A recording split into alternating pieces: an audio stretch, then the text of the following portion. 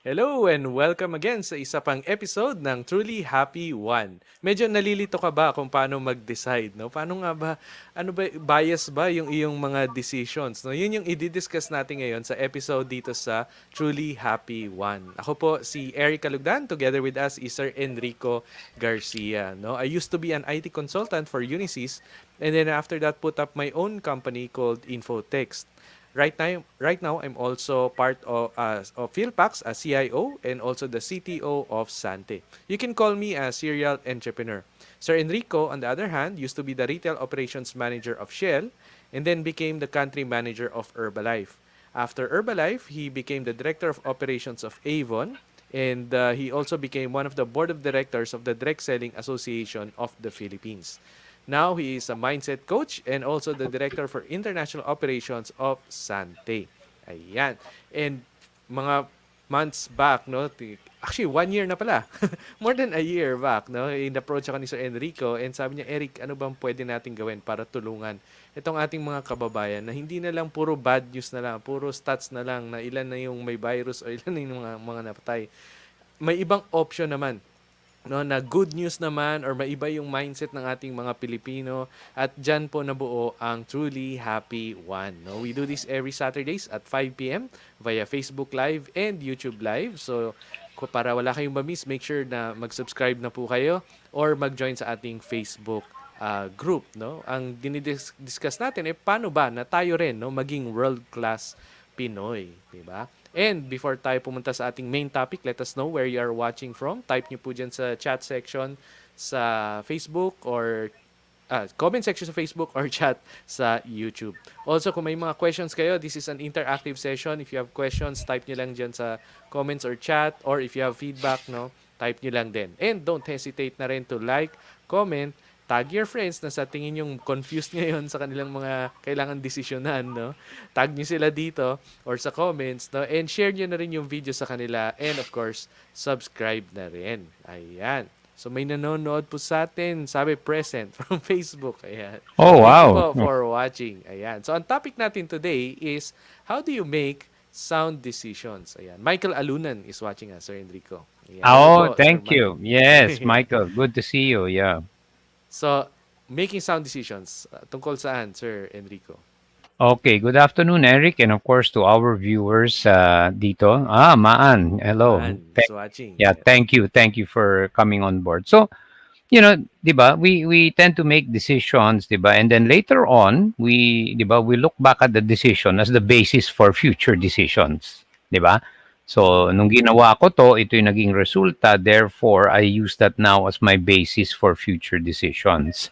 So, you're making future decisions on the basis of a prior or previous outcome of a Mm-hmm. decision, diba?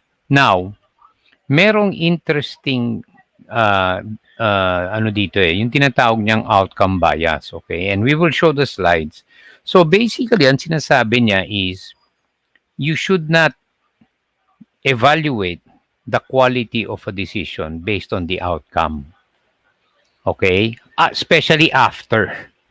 Mm-hmm. Okay? Di ba sabi nila hindsight is 2020. Siyempre after, lahat marunong, di ba? Dapat tinira mo yung shot na yun para pumasok, di ba? Of course, madaling sabihin yun after, di ba? So, okay, here is what we're gonna talk about. Yung outcome bias, okay? Making a decision based on the outcome of a previous event, di ba? Without any regard to other factors involved at that time. And we'll give samples, okay? Para Mm-hmm. maano natin, like we always do, di ba? Parang itong pag-usapan natin, kailangan ma-translate natin into realities, di ba? Para Correct. ma-connect ng tao, di ba? So Mm-hmm. sige, next slide, Yeah, next. di ba? Ito, di ba nagdesisyon ka magmaneho, nakainom ka. You were at a party, you had some drinks, you're not totally drunk, but neither are you completely sober. So you make a decision to drive. Now, you get home without any accident. So after that, you then make a decision. Hey, nothing happened to me. So I guess it's okay, right? Because Mm-hmm. you're using the basis of your decision based on the outcome of a previous, right? Now, It could be that there was nobody on the road. It could be that, you happen to be okay. You weren't sleepy. Many factors. In other words, it could have been luck, Eric, Mhm. right? So the Correct. outcome bias is dangerous because on this basis alone, there are chances you'll drunk again under the influence of alcohol. Correct? Mhm. If you use the basis, yung prior ano mo, na wala naman nangyari sa akin. Di ba? Hmm. So rather than really looking at, was that decision the right thing to do? You know that alcohol impairs your alertness. You know that alcohol, we know that, right? Mhm. Perhaps the better decision should have been, you know what, nakainom ako. I may not be as alert as I normally am. Hindi naman ako lasing na lasing, di ba? Pero yung response time ko and judgment ko may not be as sharp. So maybe I should ask a friend, di ba? Kaya yung principle ng designated driver. Yung hindi iinom Mhm. para siya magmaneho. So what Okay. I'm trying to say is the quality of the decision making is what's important. Now, as we will see later, a decision made with an outcome that's not favorable doesn't necessarily mean mali yung decision. Mhm. Depende ano yung thought process to arrive at the decision. Now, pwede rin naman that a good decision doesn't necessarily mean a good outcome doesn't necessarily mean it's a good decision. Kamukha yung kanina. O yan, di Mhm. ba? Walang nangyari. Outcome was you got home safely, di ba? Yun yung outcome. Yung decision mo was to drive under the influence of alcohol. May not be, di ba? So, vice versa. Mhm. Okay? Sige, next slide. Yan, di ba? Kasi ang tendency mo nga, titignan mo nga yung outcome. Was it really well planned or naswertehan mo lang? We tend to overestimate. And you can Mhm. apply this in many examples, di ba? Ang dami. Let's make it relevant to today. Nagpa-vaccine ako, nagkaroon ako ng ganitong side effect. If you will just look at the outcome, di ba? You might decide na it's no good. Maybe not. Mhm. Maybe it's the right decision. It so happens that you're one of the few who will have that adverse reaction. So the decision may be good because you're trying to lessen the severity, di ba? And lessen your transmission. In fact, you can still transmit, di ba? So regardless of where you are, whether you're pro-vaccine or against vaccine, di ba? What was the basis of that decision, di ba? And not the outcome, Mhm. di ba? Because the outcome nga may not doesn't necessarily mean mali yung decision. Nakuha ba, Eric? Yes, Is that sir. okay? So, Ayan, nanonood ganun din po sa atin, sir, si Sir Gabby. Ayan, sabi niya, "Good afternoon, always. Eric, Sir Enrico. Blessings from Paranaque." Ayan, Thank thank you you, po for Gabby. watching. Yeah, you're such a loyal ano, and thank you. Yeah. So, very very careful. This is something that every time, 'di ba? In fact, kahit ako, 'di ba, tendency mo talaga eh. I invested in say stocks. I lost a lot of money. Therefore, never again. Oh, 'di ba? Tama ba? Correct. Yes. Doesn't mean mali yung desisyon, 'di ba? The outcome Mhm. was not. But did you do your due diligence? Did you ask for help? Were you monitoring it? If the answer to that was all no, it's not necessarily that the outcome is bad. It's because you didn't plan it well enough or you didn't, get help. So the decision making process is what you need to focus on, not Mhm. necessarily the outcome. Di ba? So ito Mhm. nga yung sinasabi, Eric, ito link to yung matagal na natin sinasabi. You keep trying and trying. It doesn't necessarily mean mali yung decision mo. The Mhm. decision could be right, but the outcome is not going your way. 'Di ba? Okay, Mhm. take a look at what else you can enhance in the decision making. And Mhm. sometimes, tama lahat ng decision, but it's still not coming into play, yung outcome. Correct. Okay? So next. Ayan. So, what can you do to kind of minimize yung outcome bias, di ba? Ayan, no, good outcomes doesn't necessarily mean good decision making and vice versa, di Mhm. ba? Kasi maaaring randomness or natsambahan mo lang, di ba? Correct. Binato mo yung bola, di ba? Kahit na hindi yun yung play, kahit na ikaw yung pinakamalayo, di ba? Binato Correct. mo na lang out of desperation, di ba? Randomness, pumasok. The Mhm. outcome is good, but that may not have been the best decision. Kasi may nagawang play si coach that would have been a higher percentage shot. Mhm. Nakuha mo, di ba? Yun, classic case. Or yung sinasabi na, ito, ang big example ng outcome bias is Pearl Harbor.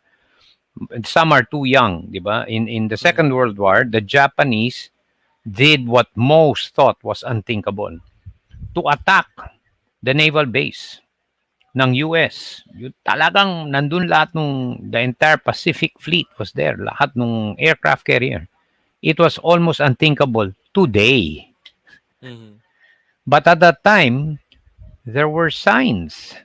Some will argue there were no signs, but actually, when if you're looking at it now, diba, if you don't look at what happened, if you will look at the other signs that were kind of showing there were signs that they could do it, the decision could have been different. You understand, Eric, diba? So, Mhm. yan yung application, diba? So, let's go to the tips. Ano ba ang pwede nating Ayan. gawin para maiwasan yun, diba? Mhm. So, if you want to evaluate the quality of a decision you've made, you must use the available information at that time.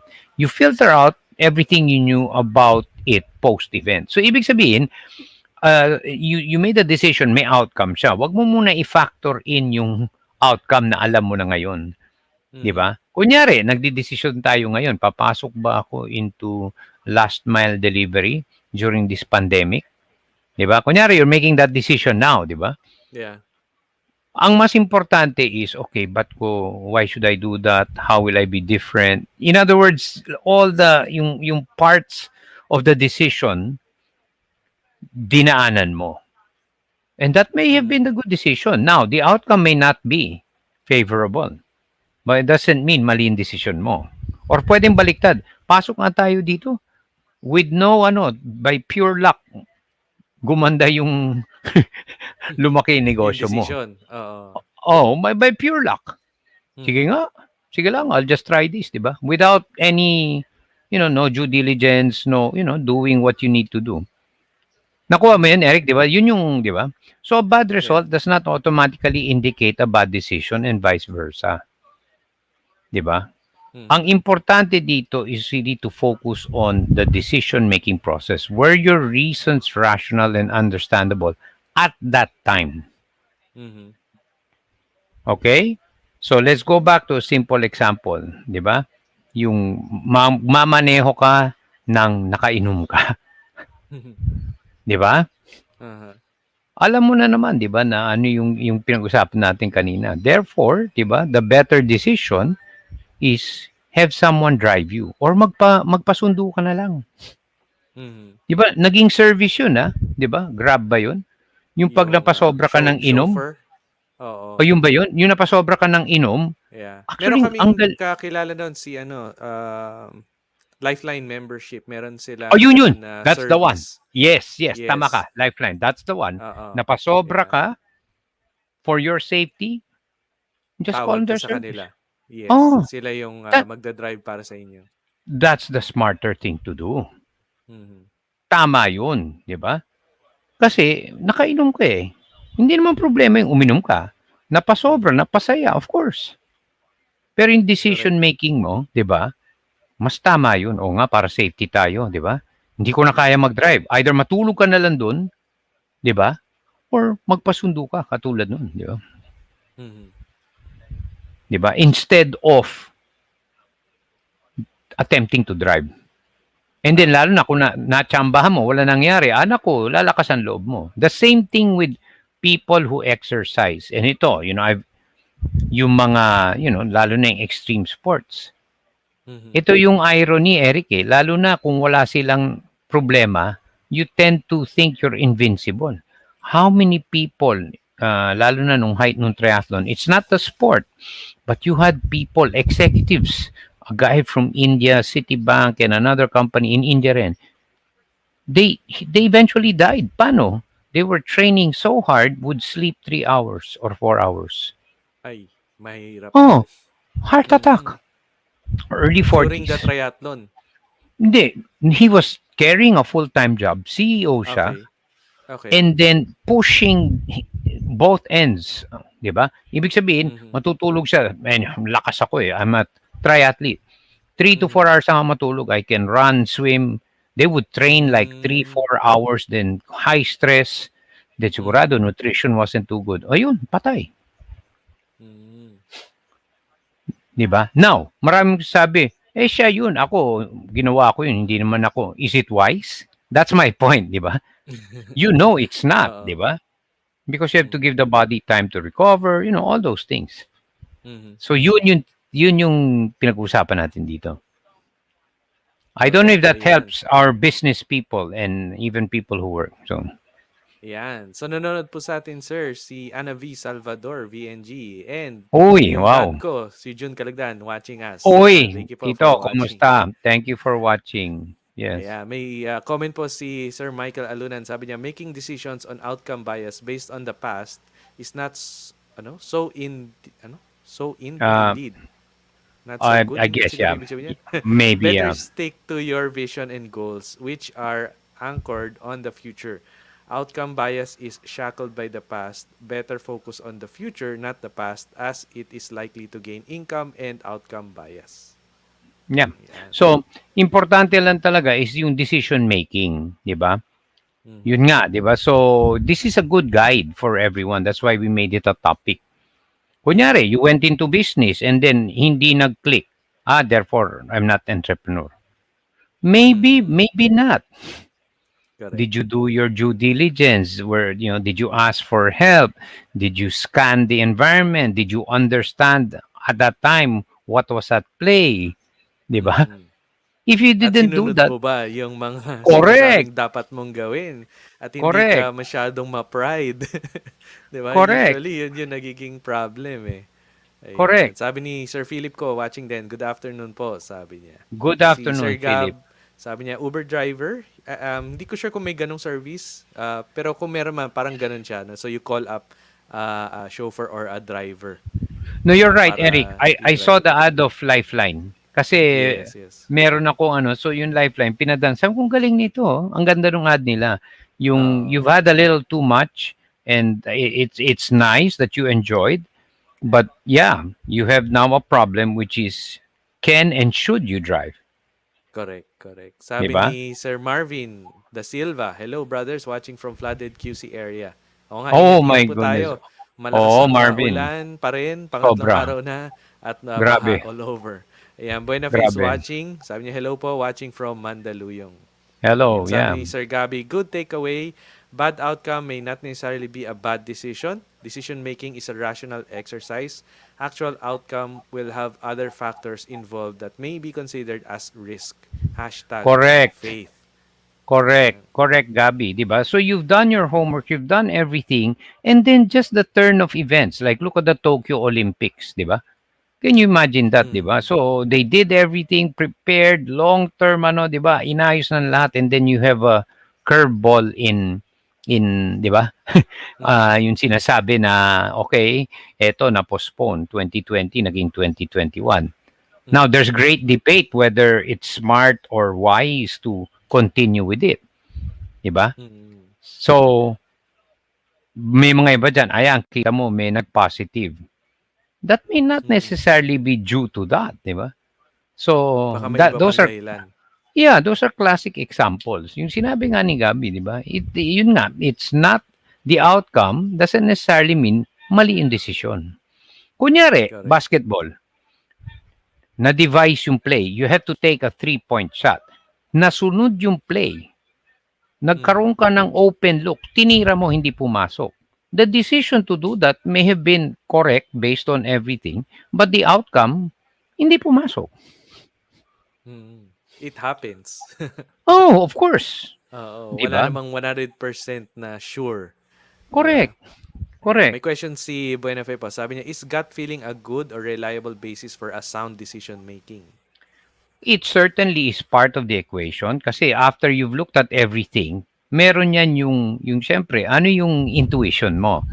But after you've done everything, tinignan mo na lahat, you've done everything, then of course, pasok mo yung intuition mo. Right? Mhm. Di ba? Now, that's a good decision making process basta you used rationality, and you had a good understanding what you were getting into, and then put in your intuition, di ba? Correct. Now the outcome may not be what you are looking for, but that doesn't mean your decision making was poor. Mhm. Does And that make sense? Eh? yes sir, applicable din to sa mga ano no, sa mga relationships, 'di ba? Yung mga na busted before or mga failed relationships before, parang para sa kanila lahat ng lalaki masama or lahat ng babae hindi mapagkakatiwalaan, Absolutely. 'di ba? Yung mga ganong Absolutely. senaryo. Tama ka dyan, Eric. Let's take a simple example. Meron, kakilala mo lang ng 1 month and then nag-asawa kayo and then it turned out okay. Mhm. Hindi mo na kinilala yung tao. It, you got possible, you got lucky, possible na, okay, call it whatever you want, destiny. But in other words, it may not have been the best decision not to even get to know the person. Correct. Pero meron rin, you get to know the person, you do all that check, and still, it doesn't turn out to be okay. Mm. Ayun, di ba, classic case yun, di ba, na okay, you did what you were supposed to, di ba, and then still, the outcome is not the desirable outcome, Correct. di ba? Ayan. May tanong din dito, sabi niya, is a sound decision always has to be a long-term view like the mindset of Warren Buffett? Well, you will have decisions which have to, that will take on a longer term, and you still will make decisions which are shorter term, especially on urgent things, di ba? Mhm. Kunyari, nagkasakit ka, di ba? And you're very ill, and part of the no is for the doctor tells you have to make lifestyle changes. That's very short term. You have to do it, di ba? Mhm. If you want Correct. to for a long term gain, di ba? Which is to Yes. for your longevity and the quality of your health, di ba? So Mhm. it's not whether it's long or short; it's the quality of the decision making, di ba? Kung paano ginawa, no, yung decision Right. making process. Oh, sabi nung Yes. doktor, itong gawin mo, sinunod mo, tama yun. Oh, I should keep healthy, di ba? I should do this, I should Mhm. do that. Mhm. Tama yun, di ba? Correct, correct. Yung isa rin siguro na ano no, yung minsan na-encounter din natin na parang common na reaction ng mga tao na yung mga comments na alam ko 'yan, nakita ko na 'yan. Merong mga bilog-bilog, merong left, merong right. Na scam 'yan, scam 'yan. Yung mga ganun. Yeah, Dahil sa naloko sila dati doon sa dati nilang decision, lahat na ng may ganong itsura sa tingin nila mali, no? Or scam exactly. lahat. Oo. Exactly. Exactly, Eric.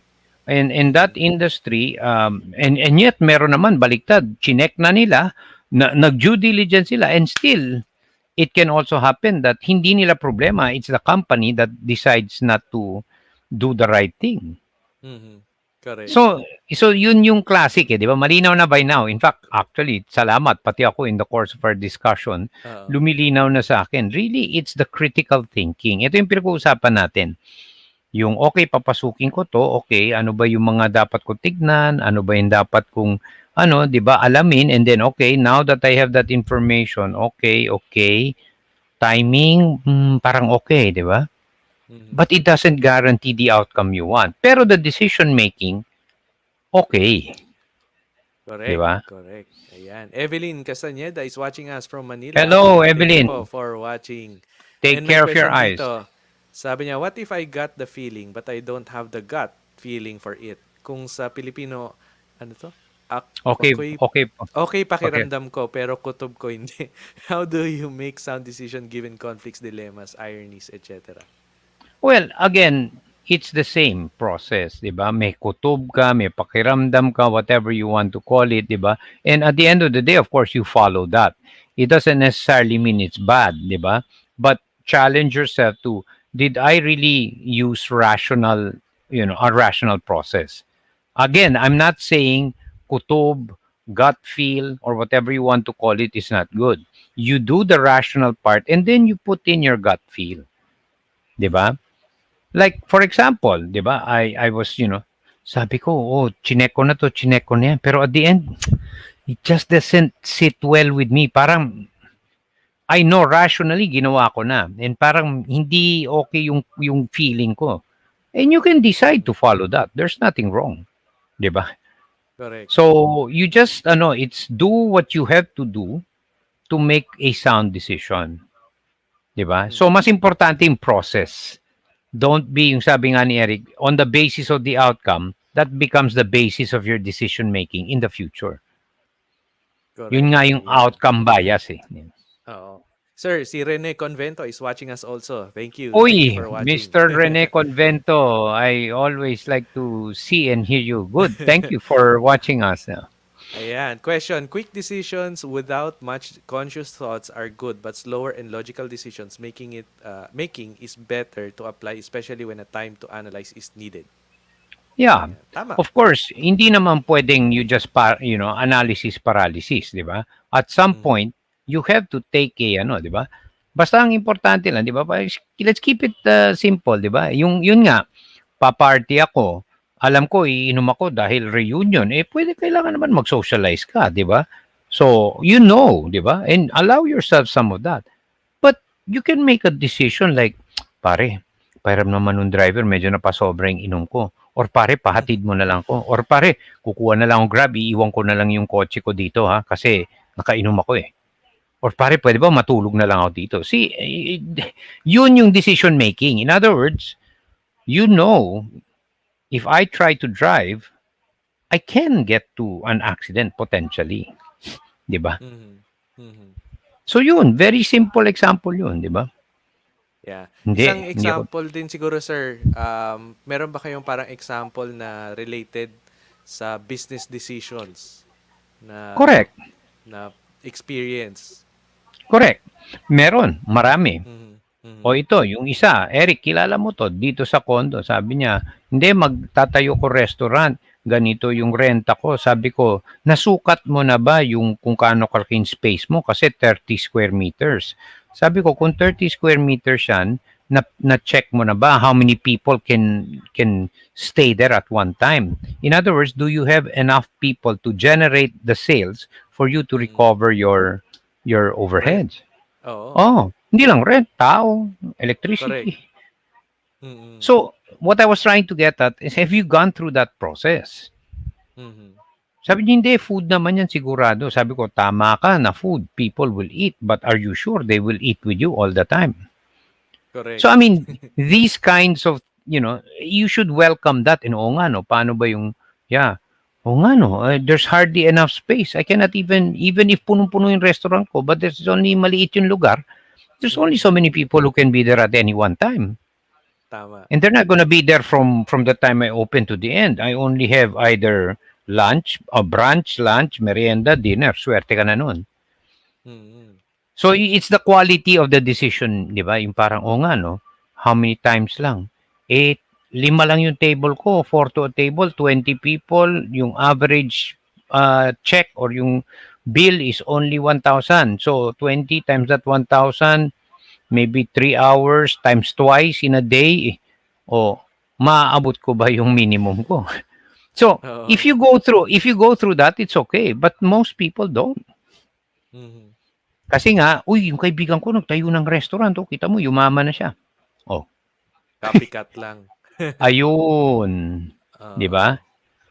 Hindi So natin kahit sinasabing sabihin natin, kahit sabihin natin na naging successful yung mga kakilala natin dahil ginawa nila 'to, kailangan pag-aralan din natin ano yung formula, no? Bakit siya naging successful? Paano siya naging correct, successful? Hindi yung correct, basta pumasok siya sa business na 'to, naging successful siya. So ikaw pag pumasok ka, magiging successful ka rin. Hindi correct, hindi siya automatic. correct, Eric. And Mm. then kanina nga, 'di ba, I was giving a talk, sabi ko, uy, yung binabanggit ko sa inyo is my result. That's no guarantee na if you do the same thing, you will have the same result. 'Di Mm. ba? Because the Mm. result is dependent on what I'm willing to do, put in time, effort, and if will I improve myself, 'di ba? Correct. So you cannot use that as a basis, 'di ba, to say ito yung magiging outcome. You can use it to aid you in the decision, 'di ba, whether or not to Mm. pursue that, 'di Correct. ba? Ayan. Merong comment dito, sabi niya, think twice before you leap as haste makes waste. But at times, one needs to be decisive and grab the moment or opportunity. Carpe diem, seize the day. Right. Yung haste, of course, ang context niyan is without much thought or without thought. How, Mm-hmm. di ba? I'll give an example. Basketball. You have 1 second on the clock. You don't have the luxury of time. So what do? You prepare for it. You make a plan. Mm-hmm. That's your plan. If your opponent, the one defending you, guards you very well, you've got to be ready to have a quick decision because you only have 1 or 2 seconds to execute. See, Mm-hmm. that's what I'm saying. So in your mind, okay, this is our plan. If the guard of my or my the defense is very tight, I will improvise. And you're making that Mm-hmm. decision in 1 or 2 seconds. So again, it's you. I'm not saying take the whole day. Neither am I saying that if you make a quick decision, especially given the circumstance, that it's hasty. No, it's the process going through in your mind, di ba? Okay, libre ako. The defense hindi sumabay sa akin. I have a free shot. I'll take it. Mm-hmm. Whether pumasok yun or hindi doesn't determine kung mali or tama yung decision. Yun ang Oh. tendency. Mm-hmm. Tinira mo, ikaw yung GOAT nung hindi pumasok. Pero tinira mo, pumasok, kahit chamba, ikaw yung hero. Di Oo. ba? I mean, of course you are. But, di ba, was it the right decision? Parang yung kanina, di ba? Correct. Maybe, maybe not. Ayan. Ma'am ko nanonood na rin, sir. Edith Kalugdan is watching. Yeah, thank you Thank you, for tita. watching. Thank Ayan. you. May question dito. Is a sound decision the same as or different from a timely decision? Good question, Buena Fe. A sound decision is one that is timely. 'Di ba? Importante yung element of time kasi sound decision presupposes that it's being made within At the right at, time. at timely manner, 'di ba? Siyempre, kung lumipas na yung ano, de what good is it, 'di ba? Mhm. Right? Lalo A na sa decision. business, sir, no? Of Sa mga course. business decisions, malaking halaga yung timing kasi pwedeng meron kang magandang product or service pero hindi ito yung tamang time. So, pwede kang mag-decide ngayon ba or later mo i-launch siya kapag ready na yung market, di ba? So, yung mga ganun Right. decisions. Right. And don't punish yourself kung you missed the opportunity or you were too early. Don't. Basta yung thought process mo, tinitignan mo. And then at some point, you have to put in your gut feel nga. Kasi you can only get so much information. Oh, ito si ganito. Okay, mukhang okay yung timing. Ito, you've done your homework. Mm-mm. Okay, okay. Given all of that, what's my gut feel? Parang okay eh. Mm-mm. That doesn't guarantee the outcome will be what you want it to be. But the decision to go based on everything that you had at that time is a good decision. 'Di ba? Correct. Kaya may question dito, medyo related. Outcome bias use case. Lechon manok in the 90s. Lahat na sila nagbebenta ng lechon manok dito sa Parañaque. Naghati-hati Mm. ng customer base. Another case is yung Japanese sweet corn sa Ateneo Katipunan. Yeah, again, 'di ba? I'm not going to use the outcome, 'di ba? But in fact, debatable 'yan, 'di ba? Kunyari, may lechon manok, therefore may demand, 'di ba? Kasi Mhm. nagbebenta siya o di magtatayo din ako. Now, is that the right decision? Maybe not kasi baka naman maliit lang yung demand, hahatiin nyo pa. Mhm. Or but the demand is it can take 10 lechon manok stalls. 'Di ba? Mhm. So, it depends, 'di ba? So, yun yung sinasabi ko, 'di ba? You can't just jump into conclusion na, hindi, therefore it's going to be good. Eh, baka napakaliit nung demand. Eh, dalawa kayo, naghati lang kayo. Correct. Wag lang basta-bastang kumopya. Oo, tignan mo, 'di ba? Parang saan galing yung benta nito? Oh, wow. Sa isang floor lang yan o dalawang floor or isang building lang? Kunyari, Eric, isang building lang sa isang lugar, nasa-serve Mhm. na lahat yung customers nung ano, magtatayo ka doon, eh hinahati mo lang yung benta. Di ba? Correct. So I'm Oo. not saying it's not good. I'm just saying is yung thought process mo, yung parang, okay ba yun? Is it still worth it? Di ba? Mhm. Correct. So, yeah. Kaya may question po dito, how can overconfidence in his abilities affect the outcome of his decision making? It's a good question because that's another topic. We tend to overestimate our abilities. Mhm. Tayo, all of us. In fact, Yeah. there are studies there, di ba? If you ask ano, and you look at the stats to support that assertion, ang layo. Most of us will overestimate either our capabilities, our contribution to something, di ba? That Mhm. doesn't mean na hindi, di ba? May tendency lang to overestimate. Meron kang contribution, no question. Pero to what extent and what is directly attributable to you, syempre, it's in your nature. Syempre, you will want to, kind of, di ba? Correct.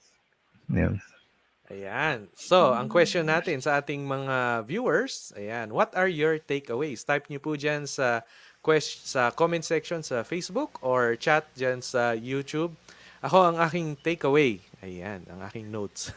Okay, so, to make a decision, don't look at previous outcomes, no, or mga previous results.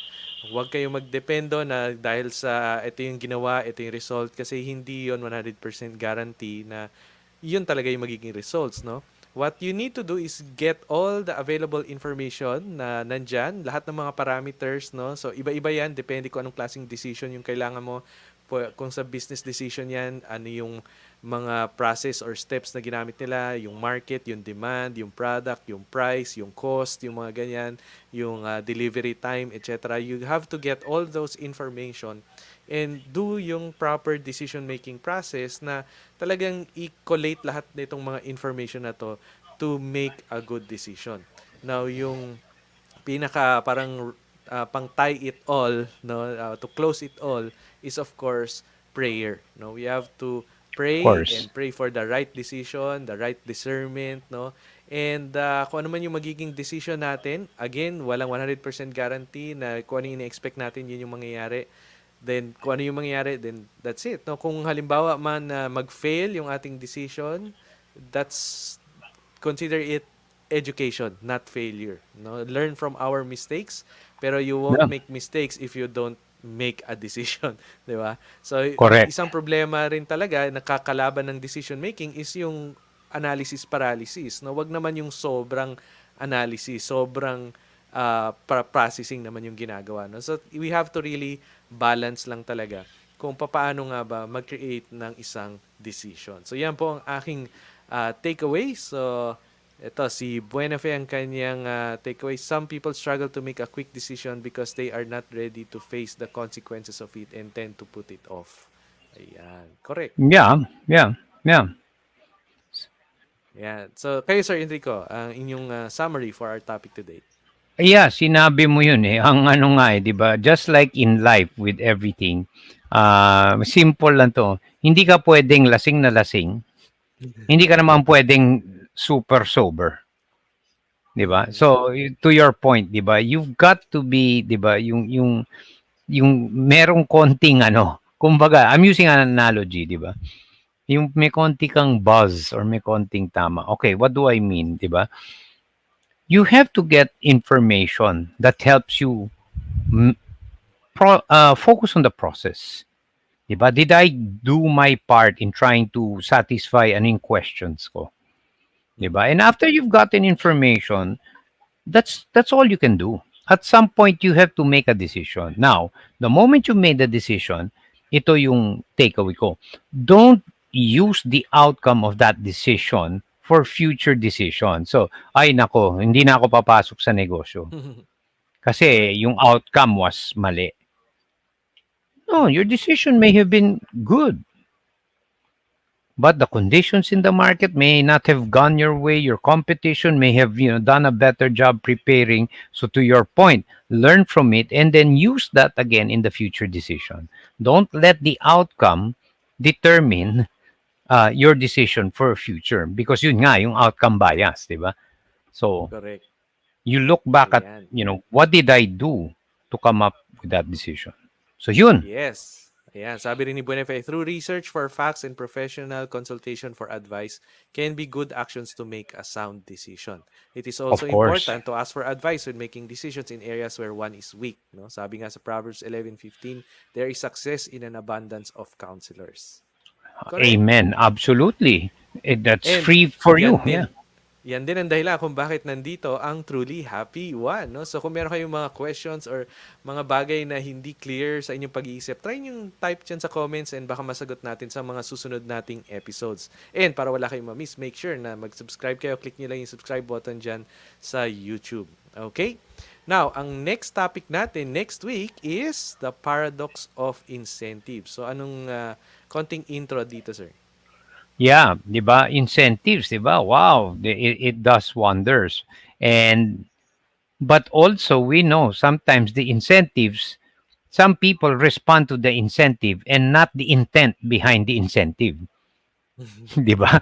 So, uh, kung minsan nakakasama, kung minsan, and I'll cite examples on the corporate side. I mean, it is almost unbelievable what some people did, which eventually cost them their careers because of incentives. I'm not saying incentives are not good, but it is amazing how this changes so quickly and radically yung behavior ng tao. So the paradox is, wow, what's a good incentive? And pag-uusapan natin, there are a few elements that you need to balance out so that the incentive molds or shapes the right behavior. Ayan, exciting. So, yan also applies sa family, sir, di ba? Incentive sa mga anak, Of incentive course, sa mga sa iyong spouse. yes, So, exactly. abangan po natin yan. That's next week. Ayan, sabi rin ni Sir Gabby, at the end of the day, we cannot predict the future. We do the math and take faith. Correct. Succeed or fail, learn and move on. Correct. Absolutely. Very nice. Absolutely. Yeah. Ayan. Okay, so let's do our usual end ng ating episode with the Panatang Makabayan. So itaas po natin ang ating kanang kamay at bigkasin ang Panatang Makabayan. Iniibig ko ang Pilipinas, aking lupang sinilangan, tahanan ng aking lahi. Kinukupkup ako at tinutulungan upang maging malakas, masipag at marangal. Dahil mahal ko ang Pilipinas, diringgin ko ang payo ng aking mga magulang. Susundin ko ang tuntunin ng lipunan. Tutuparin ko ang tungkulin ng mamayang makabayan. Naglilingkod, nag-aaral at nagdarasal ng buong katapatan. Ialay ko ang aking buhay, pangarap at pagsisikap sa bansang Pilipinas. Maraming salamat po and we'll see you again next Saturday 5 p.m.